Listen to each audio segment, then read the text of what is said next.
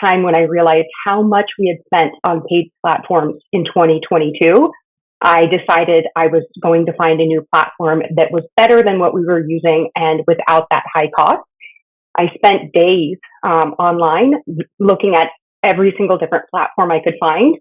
And the platform that I found that seemed to have everything that we were looking for was Flores.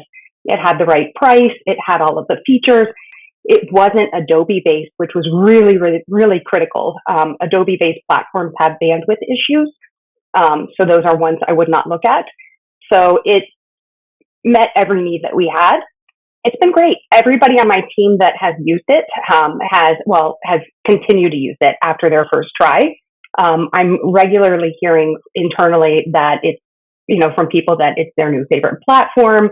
And I also just had a client about a week ago who had done a multi-market project using Flores come back and do another project. And she expressed yesterday to me how it's making things so much easier than the platform we were using for them before. Use any other AI tools for the purpose of market research analysis? I have played around with other AI tools such as ChatGPT, and I've always found that ChatGPT's insights are always pretty large generalizations. So ChatGPT, I would say, is not as decisive and concise when it comes to key takeaways as is Flores AI. This AI helped our team with report writing immensely. So not only were the insights that the platform gave to our team delivered immediately, they were very accurate as well. So it saved our project team a lot of time in conducting analysis and thus made slide writing a lot easier and way more efficient than if we were to have just done it manually. It was really helpful for me to be able to see the thread and the corresponding quotes. And then I probed a lot in terms of, based on what I was seeing in terms of quotes that would represent or match up to something that I was noticing or that I had heard during the interviews.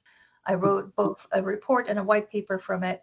It really helped with the narrative in terms of just providing the substance that I needed to weave in. I put things in my own words, and it's my own intellect that's analyzing and putting things into context. But in terms of discovery, it was really great. Available, competent, responsive. They pointed to a lot of things and helped me out each time. So that was really good. Like I didn't feel alone, or I didn't feel the team. Maybe some of them were in India at the time, we were chatting.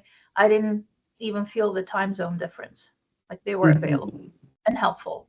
And if something was going to take long, they told me they're going to get back to me by the following morning or their evening, and I would have a detailed response in my inbox in the morning. No problem. This was a perfect example of human-centered AI.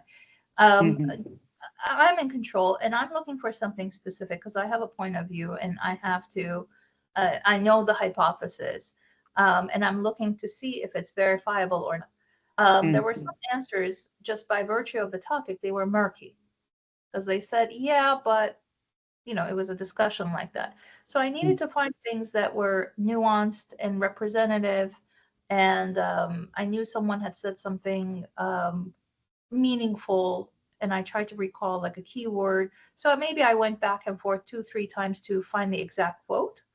But then in the process, I discovered 2-3 other things. So it was all good.